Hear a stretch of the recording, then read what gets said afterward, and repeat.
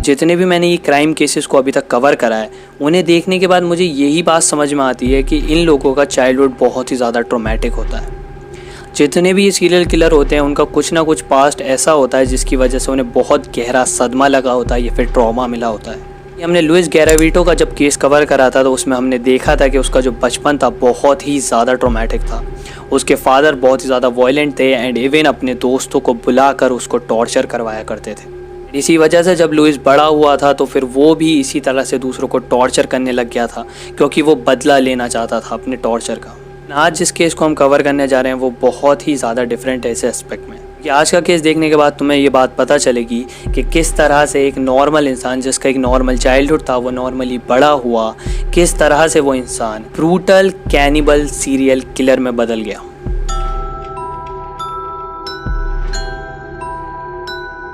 आज हम बात करने वाले हैं निकोलाई की।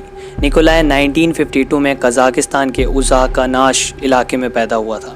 निकोलस के 4 और भाई भी थे एंड उसका जो चाइल्डहुड था वो काफ़ी ज़्यादा नॉर्मल था। वो एक नॉर्मल बच्चे की तरह पढ़ाई लिखाई करी उसने एंड वो रेलवे स्कूल में गया एंड इवन मिलिट्री भी उसने ज्वाइन करी बाद में। मिलिट्री से वापस आने के बाद उसने काफ़ी सारी जॉब्स के लिए अप्लाई करा बट अनफॉर्चुनेटली उसे कोई जॉब नहीं मिली। निकोलस एक बहुत ही ज़्यादा हार्ड वर्किंग एंड बहुत ही ज़्यादा वेल ड्रेस्ड रहने वाला इंसान था। उसके आसपास के लोग बताते थे वो हमेशा एकदम तैयार होकर ही घर से निकलता था एंड काफ़ी ज़्यादा हार्ड वर्किंग भी था। वो हमेशा जॉब ढूंढता रहता था एंड जो भी जॉब उसे मिलती थी वो उसे बहुत ही बखूबी से निभाता था। एंड 1977 में उसको फायर फाइटर की जॉब मिलती है एंड वो वापस आ जाता है अपने होम टाउन में। एंड इसी होम टाउन में वो थोड़ा बहुत स्टेबल भी होने लग जाता है। फायर फाइटर की जॉब से उसे थोड़े अच्छे खासे पैसे भी मिलने लग जाते हैं एंड उसकी एक स्टेबल नौकरी लग गई थी अब। एंड अब जब उसके पास पैसे आने लग गए थे तो वो अपने थोड़े थोड़े जो उसके ख्वाब थे वो पूरे करने लग गया था। एंड उसका एक बहुत ही ज़्यादा फेवरेट तुम कह सकते हो हॉबी थी, वो थी दूसरों को पार्टी देना, अपने दोस्तों को अपने नेबर्स को पार्टी देना, अपने घर पर बुलाकर उन्हें पार्टी देना। उसको बहुत ही ज़्यादा ये चीज़ पसंद थी एंड इसीलिए जब भी उसकी सैलरी आती थी वो सबसे पहले पार्टी का इंतज़ाम करता था अपने दोस्तों के लिए। एंड अब तुम सोच रहे होगे कि ये तो मतलब नॉर्मल बात हुई, एक इंसान जो कि बड़ा हुआ नॉर्मली, उसने पढ़ाई लिखाई करी एंड अब वो एक जॉब कर रहा है, उसे नौकरी से पैसे मिल रहे हैं तो वो अपनी जो भी हॉबीज़ हैं वो पूरी कर रहा है। तो इसमें ये सीरियल किलर वाला पार्ट कैसे फिट बैठ सकता है, वो कैसे एक सीरियल किलर में बदल सकता है। तो जो निकोलाई था उसको 2 सेक्सुअली ट्रांसमिटेड डिजीज़ थी। पहली थी सिफिलिया एंड दूसरी थी ट्राइकोमोनियासिस। एंड इन दोनों डिजीज़ के लिए वो लड़कियों को बहुत ही ज़्यादा जिम्मेदार मानता था। से इस पॉइंट पर हर एक लड़की से, हर एक औरत से नफ़रत होने लग गई थी एंड यही चिढ़, यही नफ़रत उसको अपना पहला मर्डर करने पर मजबूर करती है।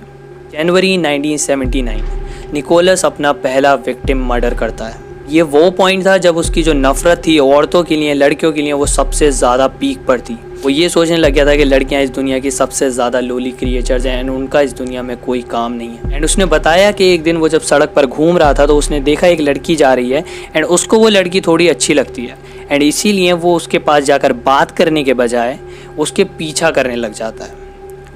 एंड जब वो लड़की ये नोटिस करती है तो उसको बहुत अजीब लगता है एंड वो अपनी स्पीड थोड़ी बढ़ाती है एंड वो भागने लग जाती है एंड निकोलाई भी उसके पीछे पीछे भागने लग जाता है। वो लड़की काफ़ी ज़्यादा कोशिश करती है निकोलाई से बचने की, लेकिन निकोलाई उसे पकड़ लेता है एंड उसका गला दबाने लग जाता है। एंड इसी सब के बीच ज़्यादा टाइम ना गवाते हुए उसने अपनी जेब से एक टूल निकाला एंड उसके गले में घुसा दिया। वो लड़की इस टाइम पर मर चुकी थी एंड उस लड़की के गले से खून निकल रहा था। अब से ये जो कहानी है ये और भी ज़्यादा ग्रूसम और बहुत ही ज़्यादा टेरिफाइंग होने वाली है। जिस लड़की के गले में उसने वो टूल डाला था, उस लड़की का जो खून निकल रहा था, निकोलाई उसको पीने लग जाता है। वो जो टूल उसने उसके गले में घुसाया था वो उस टूल को निकालता है एंड वो खून पीने लग जाता है। एक वैम्पायर की तरह वो उसका खून पूरा चूसने लग जाता है। एंड उसके बाद वो उस लड़की की डेड बॉडी को घसीट कर एक साइड में लेकर जाता है एंड उसकी बॉडी को काटना शुरू करता है। उसके हाथ, सर, पैर, बॉडी के हर पार्ट को वो छोटे छोटे पीसेस में काटता है एंड अपने बैग में डालकर अपने घर ले आता है। घर पर लाने के बाद उसने ये बताया कि उसने जो उसकी बॉडी के पीसेस थे उनमें से जो फ्लैश था उसको बोन से अलग करा एंड उस फ्लैश को फ्राइंग पैन में डालकर पकाया एंड नमक डालकर उस पर उसे खाया।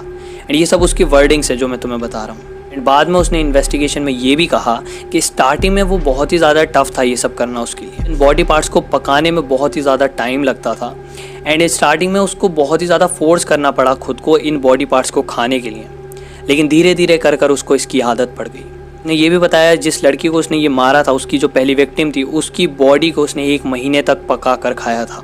इसके बाद पुलिस को उस लड़की के बॉडी के रिमेन्स भी मिले थे उस इलाके में जहाँ पर उसने उसकी बॉडी को काटा था। इन्वेस्टिगेशन एक्टिवली चली तो थी, लेकिन उन्हें जब कुछ मिला नहीं काफ़ी टाइम तक, तो फिर उन्होंने इस इन्वेस्टिगेशन को बंद कर दिया कुछ और सालों के लिए। एंड इन कुछ सालों में निकोलाई ने बहुत ही ज़्यादा ब्रूटल क्राइम्स को अंजाम दिया।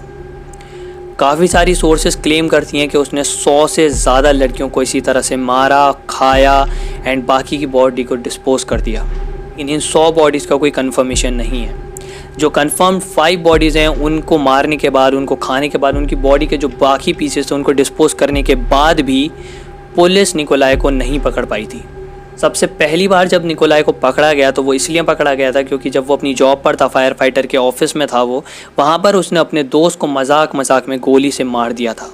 पुलिस वहाँ पर आती है, उसको अरेस्ट कर अपने साथ ले जाती है एंड उससे पूछताछ करी जाती है, तो पुलिस को समझ आता है कि ये इंसान नॉर्मल तो नहीं है। एंड फिर इसी सब को देखकर उसको एक मेंटल असाइलम में भेज दिया जाता है। उस मेंटल असाइलम में काफ़ी सारे डॉक्टर्स ने उसको देखा एंड डॉक्टर्स ने उसको स्किज़ोफ्रेनिया से डायग्नोस करा। 1 साल के बाद जब वो वहाँ से रिहा होता है तो फिर डॉक्टर्स ने तो ये बोला था कि वो काफ़ी ज़्यादा स्टेबल हो चुका है अब, एंड उसने अपना जो ये बीमारी थी एंड अपना जो भी सब बिहेवियर था पहले का, उसको काफ़ी ज़्यादा उस पर काम करा, अपने ऊपर काम करा एंड अब वो काफ़ी ज़्यादा स्टेबल है एंड वो नॉर्मली इंसान की तरह रह सकता है बाहर की सोसाइटी में। लेकिन जो निकोलाई था वो इन डॉक्टर्स को गलत साबित कर देता है अपनी रिहाई के कुछ टाइम बाद ही, क्योंकि अपनी रिहाई के कुछ टाइम बाद ही वो 3 और लड़कियों की जान लेता है, उनको काटता है एंड उनको खाता है।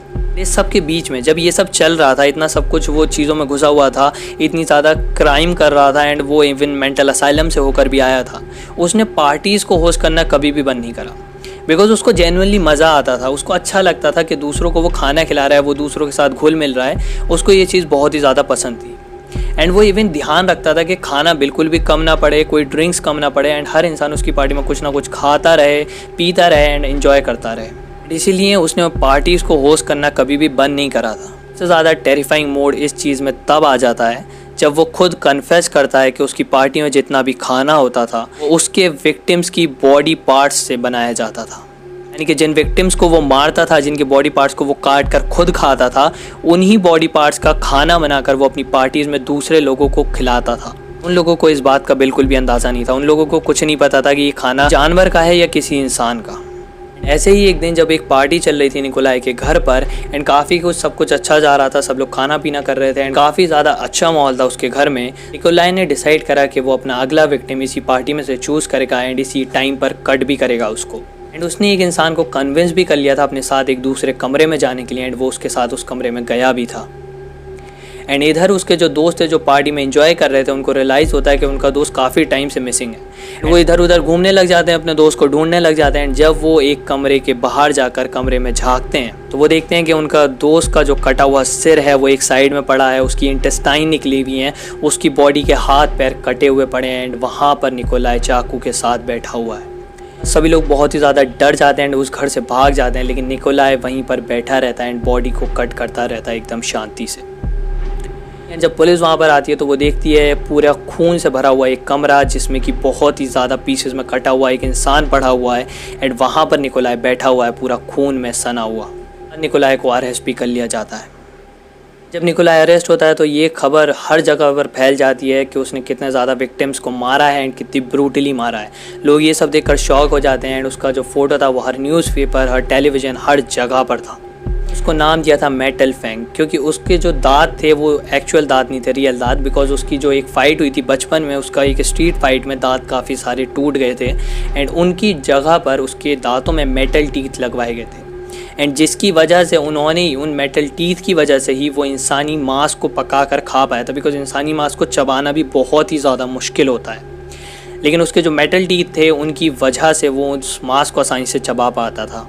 कोर्ट ट्रायल शुरू होता है एंड सबको पता था कि इसका रिज़ल्ट क्या आने वाला है, बिकॉज सबको पता था कि उसने कितने ज़्यादा ब्रूटल क्राइम अंजाम दिए एंड कितने ज़्यादा लोगों की उसने जान ली है। लेकिन यहाँ पर फिर से एक बार बहुत ही ज़्यादा इंसेन ट्विस्ट आता है। निकोलाई को नॉट गिल्टी करार दिया जाता है एंड सारा ब्लेम डाला जाता है कि उसकी जो बीमारी थी उसकी वजह से उसने ये सब करा, बिकॉज वो मेंटली इल था एंड ये सब। एंड इसीलिए उसको कोई सज़ा देने के बजाय, उसको जेल में भेजने के बजाय उसको एक मेंटल असाइलम में भेज दिया जाता है।